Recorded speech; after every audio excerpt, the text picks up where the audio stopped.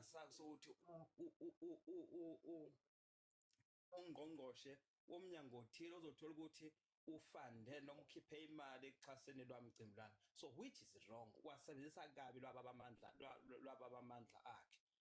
3, i-ANC since abohlalo ANC ke-KZN iluza left, right and center. Aka-understand ukuthi where la ezobonana khona ubuso be-ANC kwi-caucus ye-ANC kuphela, ubuso be-ANC ye-KZN uNomsa Dube. La kufanele khona uNomsa Dube khona ayokhankasela i-ANC ufika yekhona yena. Ngizokwenza isibonelo, kuthe la ufile babumbonge esikhumbuzo kababumbongeni ngene, umama Nomsa Dube athi ngeke akhulume ngenxa yokuthi uLokhuza uyiboss akwazi kwehlela omunye umuntu akwazi ukubeka imibono yakhe. Umama Nomsa Dube webhala incwadi ngeke ngikhulume, but yena he used ukuthi uhlalo ANC wamphoqa ngenkani ukuthi makasukume azokhuluma as i-boss, not as umholi, not as a leader, as i-boss edictator. Sukuma uzokhuluma. Kuthe kufika indebe ye-rugby la eThekwini wayithatha yena, kodwa befuna izothulwa kwabantu kuNdunankulu not uhlalo e-ANC. Asiyona i-ANC yonke la eKZN, kodwa khonto edinga uNdunankulu. Kuthe kuthulwa kubizwe ingane ezonezwa ebeyiphase kahle e-ICC zinikezwa imiklomelo, waphenduka ithoyisa uNdunankulu. Kwawuyena othatha i-position kaNdunankulu kwenziwa yena. So that man, he doesn't understand ukuthi iyiphi lane yakhe ahamba kuyona, ikupha kwenza lokho kwenza ANC lahlekele kakhulu cause akayi-understand ukuthi akwenze namhlanje. Sometimes ngiyabala ngo-MC, but mase ngimothi umuntu usedla ithuba kakhulu ekhuluma, ngiba nama-sign engenza ngawo ukumvimba ukuthi angabe isikhathi esihambile.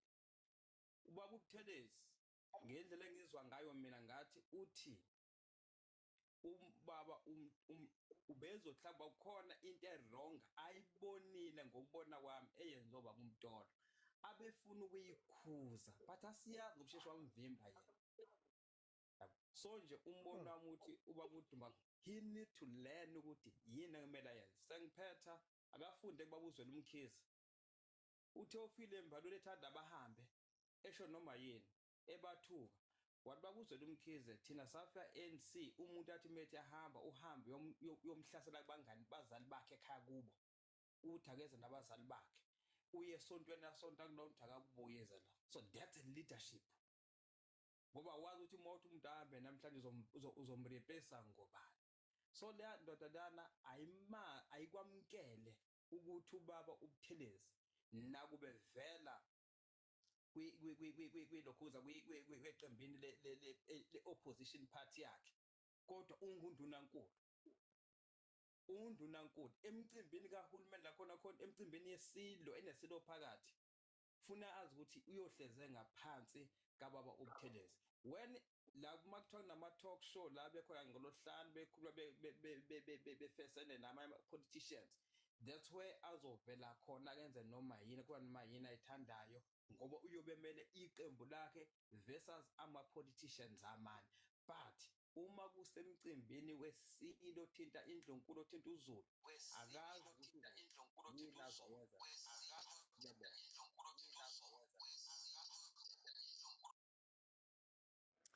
Okay, la Mnumzane uMzwandile, ake uthi ke ngifunde igama lakho liphelele. Kubhalwe ukuthi Mzwandile Thulas. Yeah. Ungowaphi mhlambe umnumzane la uMzwandile, kodwa kunegama engilizwayo elingehli kahle elithi uhulumeni mkhulu. Ngiyacabanga ukuthi mhlambe lelo gama lelo kuyobiza ukuthi like mhlambe licaciswe, futhi igama elinjalo likhishwa kanjani phambi kweSilo. Ngokuhlala nginabaphazeli endaweni yaseMpangeni kweSakamthethwa kwaNovunula la ngikhona. Siyabonga. Leli gama leli ngokucabanga kwami that was totally wrong. Siyabonga futhi amabutho ukuthi icula likuze nenkukhu njalo njalo abekhombisa ukuthi siyambona ukuthi lo akahloniphi indlu kaZulu noma amhloniphi uZulu ephelele nesilo uqobo. Uma ngabe ethi uhulumeni mkhulu uzokukhumbula ukuthi kuthe makubekwa sona isilo wona uhulumeni we-ANC wasiphuca amalokhozi ama-bodyguard sasagada ama-bodyguard aseswazini usho nento abazoqhubeka bayenze of which usongela ukuthi bona bangathatha konke ngokwazi kwakhe. It's his understanding ukuthi yena mkhulu kunobani kunoZulu. Ukanti ubani uhulumeni yena usebenzisa amandla akhe la kungafanele khona. Ngicela ukubuza as minister yaka economic bani usenzeni as minister yini aseyenzile njengoba ethi mkhulu yena kwaphela uhulumeni wase-KZN yini aseyenzile yena-ke ungqongqoshe omnyango othile ibapho osomabhizinisi asebasusile. Friday besokhozini uthe kusaboshwa abantu abathathu abenza i-corruption nenkohlakalo kwendaba zotshwala njalo njalo. 3 wabantu unento eningi ezenzeka lana as uchairperson we-ANC. How many members e-ANC asebalekile e-ANC ajoyina amanye amaqembu? How many members asewa-recruitilwa faka ANC? So yinto esifaka ngithi mina usebenzisa aka-understand amandla akhe, understand i-position yakhe, akazazi ukuthi yini angimele ayisho phakathi kwabantu. That was totally wrong statement ebengafanele azayisho ukuthi uhulumeni mkhulu kunoZulu. Usho ukuthi yena njengomnyango wezokuthuthukiswa komnotho if bekade befandelwa umcimbi lana shuthi next time bazoyithatha imali abefande ngayo uqasha amatende nani shuthi ngeke bakwenze konke lokho. So uncikisela abavoti azobadinga kusasa. Angazi. Ngiyabonga. Hayi cha siyabonga kakhulu la umnumzane uMzwandile Thulas. Guys masike siye lapha ya kukufakiyeza kanye no user emva kwakufakiyeza sizoya lapha ya ku user 90 bese siya kumkhulu and then siyambona uMusa, siyambona iManyula, siyambona uMbatha, siyambona uHanki, sorry ubani uHachi. All right, kufakiyeza emva kwaloko guys I will make it an open platform ningazikhulumela nje.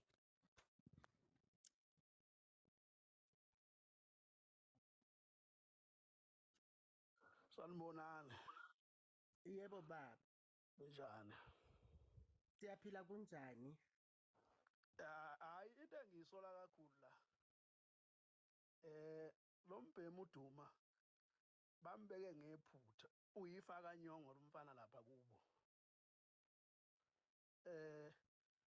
Lo muntu ujwayela abantu abamncengayo laba abahamba naye.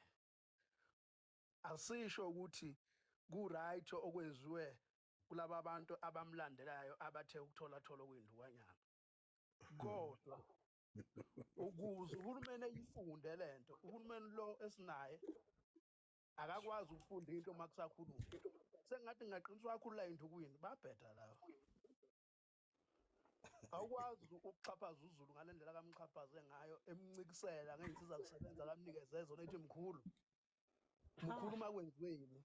Uchaza ukuthi ngoba ethi mkhulu uma kuqhubeka kubhiyozwa uzobaphucala amathega athi befike nawo nezikipa. Kube wrong la Zulu ukuthi singapheleli bekufuneka siphelele ekethu ukuthinteka lo uyiboss kakhulu lo mfana la uyiboss kakhulu nje abantu abamlandela nganda bambonini ukuthi balandela ibhokolo elishaya umthetho fakwa nyongo abafundile abamkhuzi uzoqhatha abantu bazolimala abantu ukulento okulandela impumputhi bazokuphela induku. Angibonge ithuba. Hayi siyabonga sizocela manje la ubanolandelayo umkhulu.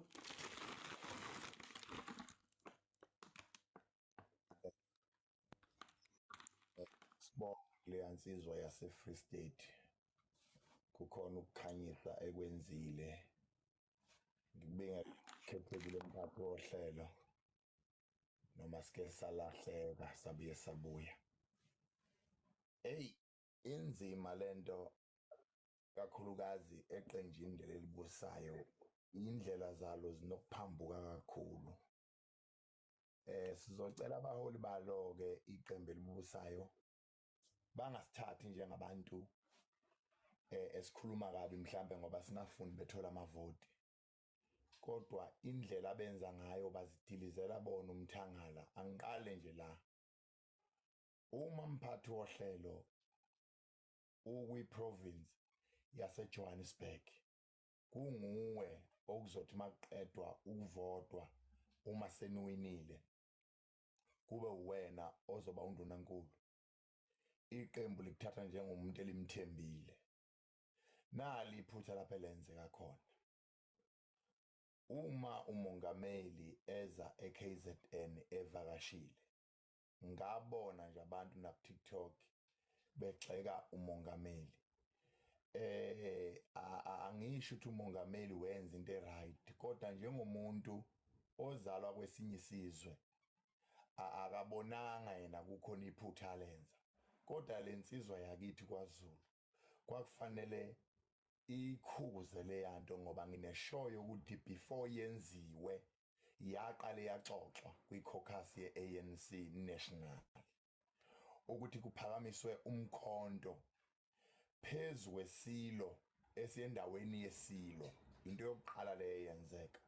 Akubonakalanga umholi wethu e-KZN ephakama eyilungisa lonto, nanoma-ke sebeyenzile aqhamuka athi sizwe sakithi kwaZulu njengomuntu omele iqembu elikhulu elibusayo, ngicela uxolo njengosihlalo walo. Ngiyaxolisa kakhulu kwenzeka iphutha. Phezu kwalokho undunankulu angithi nje isilo, omunye umuntu uzothi mhlawumbe isilo wayesingakhulumanga. Isilo kunezinto esingayikhulumi, isilo kunezinto esingayiphefumuli, ngoba masiyikhuluma zigcina seziwumkhokha omubi olimaza isizwe. Okuyena yena ubaba kumele akhulume. Ngiyaxolisa ukubeka ngithi umuntu ngoba umuntu owundunankulu wenkosi yesilo. Uyena okumele aphefumule makukhona ilaka isilo ofuneka lisikhafule. Uyena okumele amele isilo akhulume. Bekumele amlinde ubaba uDuma aqede, okungenani mayezi akakhuluma amagama azokwakha isizwe, amqhwebe, angamthulisi ngalolu hlobo. Leyanto ayenzile uDuma, ngiyafisa ukuthi noma ngabe uyabona ukuthi abantu abamkhuzayo bakwamanye amaqembu angahambisani nawo, kodwa lento abamkhuza kuyo ilusizo kakhulu kuvikeleka abantu abangenacala, ngoba le ukuqhatha izwe lokhu. Noma ngabe-ke ngiyabona ukuthi ngiyaluze ey'ntweni ey'ningi, akumelanga bese ngidedela isizwe siye weni silimale. Ubaba uDuma kumele akwazi ukubuya ahlale phansi nabantu base-province, not iqembu lakhe alidifende nalapho kungafanele alidifende khona. Ngicabanga ukuthi lowa mcimbi ubudinga ukuthi abe phakathi nendawo.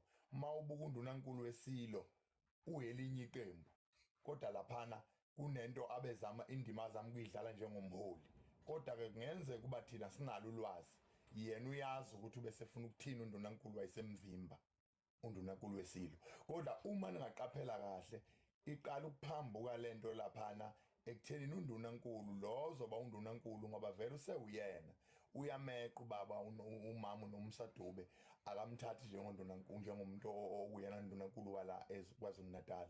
Kusho ukuthi vele usethathe nje iposition, usevimbela yonke into eyenzakalayo. Kodwa kufanele ngabe uyalimela iqiniso, enze sure ukuthi abantu babamunye, abahlukani phakathi. Kodwa uma wenza nje umholi ukuqhatha lokhu, ngiyafisa ukuthi ubaba uDuma akangayibuki lento njoba ibekwa imibono yabantu abahlukahlukene, ayibuke njengokuthi iqembu lakhe mhlawumbe seliyenyanyeka. Akayibuke njengomholi, azehlise akwazi ukuya esilweni. Isilo sithulile kuphakamisa umkhonto, yingoba siyazi ukuthi siyisilo, akumelanga sikhulume noma kanjani. Undunankulu kusho ukuthi mangabe ekhuza lowo mkhuba uzophinda futhi ubaba uDuma alwisane nondunankulu noma ekhuza into ubaba uDuma ayaziyo abe ngathi yena mangakabi kulesikhundla kusona naye abe kulolu hlangothi likaNdunankulu kodwa ngoba usekulesikhundla akasafuni ukuthi kugxekwe izinto ezirong ezenzekalayo. Ngicabanga ukuthi mangabe umholi akumelanga ulwe kodwa kumele uyibone into ongafanele ukuthi uyilwele noma ngafanele. Ngiyabonga kakhulu baholi bami.